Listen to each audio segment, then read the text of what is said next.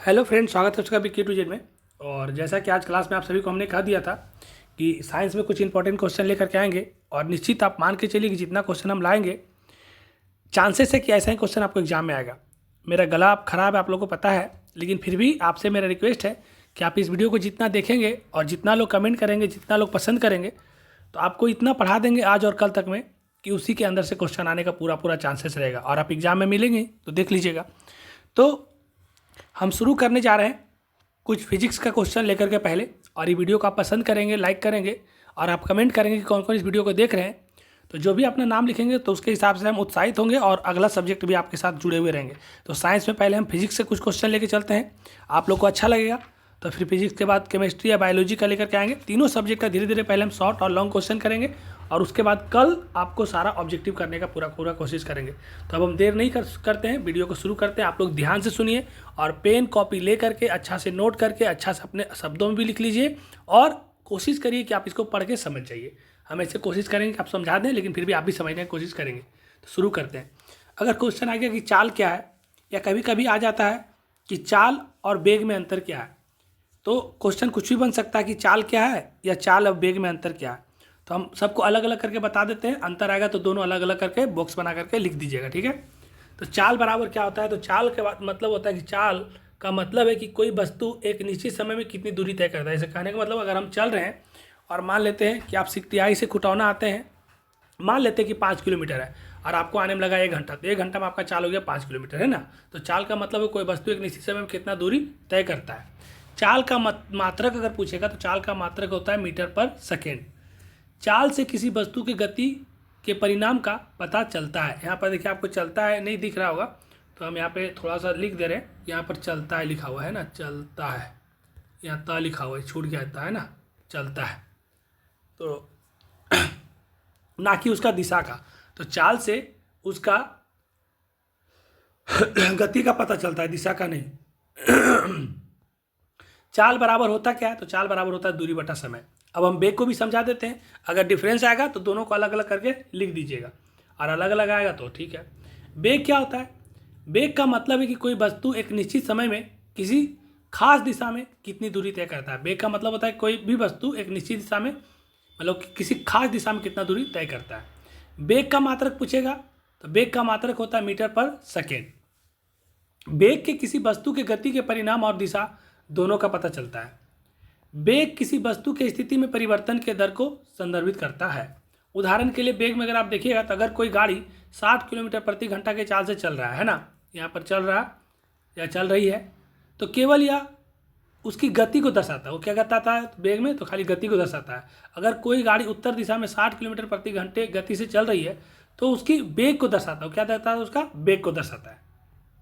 उसी तरह से अब नेक्स्ट क्वेश्चन आ सकता है आपको चाल और वेग में अगर अंतर करने के लिए आएगा, तो एक तरफ चाल का ही ये 2 पॉइंट इसमें से उठा लीजिएगा, या 3 पॉइंट उठा, 2 पॉइंट उठाइएगा कोई जो आपको अच्छा लगेगा, और वेग का 2 पॉइंट उठाइएगा, तो दोनों का अंतर आपका डिफरेंस हो जाएगा। शॉर्ट क्वेश्चन में आएगा तो इतना आपका 2 नंबर या 4 नंबर का जो भी आएगा तो आपको मिल जाएगा, ठीक है।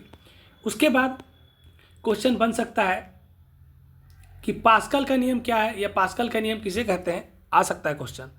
तो आप लिख सकते हैं कि पास्कल का नियम कहता है कि जब किसी परिशुद्ध तरल पदार्थ के किसी भी बिंदु पर दाब में वृद्धि हो, मतलब जब भी किसी परिशुद्ध तरल पदार्थ के किसी बिंदु पर दाब में वृद्धि हो, मतलब किसी परिशुद्ध पदार्थ के बिंदु पर दाब में वृद्धि हो, तो पात्र को प्रत्येक अन्य बिंदु पर भी दाब के समान वृद्धि होता है, और उसी हम पास्कल का नियम कहते हैं। तो आप इसको इतना भी लिख दीजिएगा तो 2 नंबर का आएगा मेरे हिसाब से, तो आपको 2 का 2 मिल जाएगा।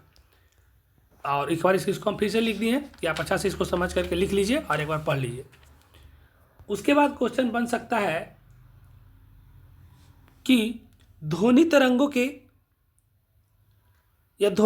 को यांत्रिक तरंग क्यों कहते हैं। आप क्वेश्चन को सुन के पहले लिख लीजिए कि ध्वनि तरंगों को यांत्रिक तरंग क्यों कहते हैं, ऐसा क्वेश्चन बन सकता है।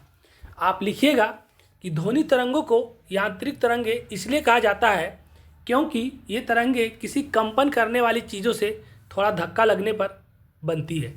यानी ध्वनि तरंगों को उत्पन्न करने के लिए यांत्रिक ऊर्जा की जरूरत होती है। ध्वनि तरंगों को यांत्रिक तरंग कहने के ये कारण है, क्या क्या कारण है, तो आप इस पॉइंट को ही लिख लीजिएगा तो आपका 2 नंबर आ जाएगा, 4 पॉइंट लिख लीजिएगा। तो ध्वनि तरंगों को यांत्रिक तरंग कहने के ये कारण है कि ध्वनि तरंगों में या ध्वनि तरंगे माध्यम के कणों की यांत्रिक गति से बनती है, मतलब ध्वनि तरंगे माध्यम के कणों की यांत्रिक गति से बनती है। दूसरा पॉइंट में ध्वनि तरंगों को उत्पन्न करने के लिए किसी न किसी तरह की यांत्रिक ऊर्जा की जरूरत होती है। ध्वनि तरंगे हवा, पानी और ठोस पदार्थों जैसे माध्यम से यात्रा करती है। ध्वनि तरंगे अनुदैर्घ्य तरंगे होती है, यानी इसमें कण तरंग की दिशा के समांतर दिशा में कंपन करते हैं। ध्वनि तरंगे निर्वात में यात्रा नहीं कर सकती। ध्वनि तरंगों को यात्रा करने के लिए एक माध्यम, ठोस, तरल या गैस की जरूरत होती है। और यांत्रिक तरंगों के कुछ और उदाहरण जैसे भूकंप तरंगे, पानी की तरंगे और प्रसर्व तरंगे, तनी हुई डोरी, ये सब है। आपको क्या करना है कि इसमें से आपको अच्छा जो आपको जल्दी जल्दी याद हो जाए उसका सिर्फ 4 पॉइंट आपको लिख लेना है। क्या करना है, क्वेश्चन अगर बन गया कि ध्वनि तरंगों को यांत्रिक तरंगे क्यों कहते हैं, तो लिख दिया ध्वनि तरंगों को यांत्रिक इसलिए कहा जाता है क्योंकि ये तरंगे किसी कंपन करने वाली चीज़ थोड़ा धक्का लगने पर बनती है। बस इसको यहाँ तक लिख देना है। देखिए यहाँ से समझाते रहे कि इसको आप क्या करिएगा कि यहाँ से लेकर के आना कलर, इसको यहाँ से लेकर के यहाँ तक लिख देंगे। 2 नंबर का आएगा तो इतना हो जाएगा। उसके बाद आप क्या करिएगा, उसके बाद आप आगे बढ़िएगा। आप पॉइंट में देखिए कि पॉइंट में ध्वनि तरंग के माध्यम से कणों की यांत्रिक गति बनती है, वही लिख दीजिएगा। ध्वनि तरंग को उत्पन्न करने के लिए किसी न किसी तरह के यांत्रिक ऊर्जा की उत्पत्ति हो गया। बस 2 पॉइंट या 2 पॉइंट इतना लिख दीजिएगा तो काम हो जाएगा। उसके बाद आगे बढ़ जाइएगा। फिर नेक्स्ट क्वेश्चन कोई पूछ देगा आपसे कि संवेग का परिभाषा दीजिए या संवेग का ऐसा ही मात्रक क्या होता है, तो आप दोनों बता देते हैं। संवेग का परिभाषा आएगा या फिर ऐसा ही मात्रक आएगा, तो दोनों आपको बता दे रहे हैं, आप लिख दीजिएगा आराम से। इस संवेग की परिभाषा है कि किसी वस्तु के द्रव्यमान और वेग के गुणनफल को उसका संवेग कहते हैं।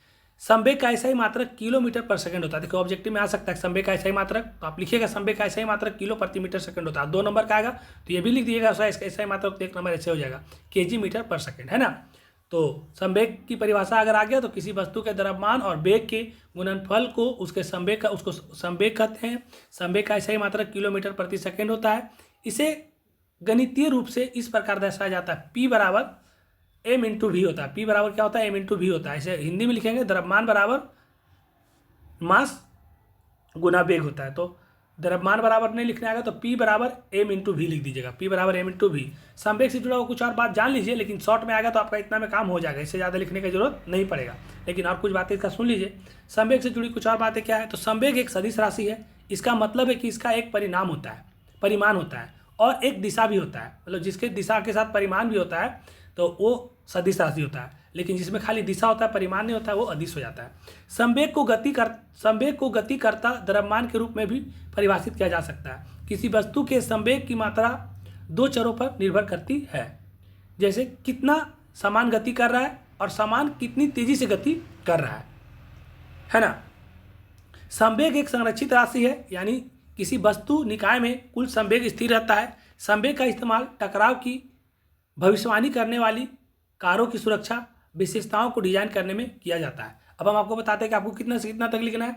तो आपको सिर्फ इतना क्वेश्चन आ गया, संवेग का परिभाषा दी जिसका ऐसा ही मात्रक लिखिए, तो आप सिर्फ इतना लिख देंगे तो आपको नंबर मिल जाएगा। इसे पेंट कलर ले लिए हैं, पीला कलर ले लेते हैं। यहाँ से लिखिएगा संवेग की परिभाषा किसी वस्तु के द्रव्यमान और वेग के गुणनफल के उसका वेग को लिख दीजिएगा। वेग के गुणनफल को संवेग कहते हैं। फिर से मिटा रहे हैं इसको।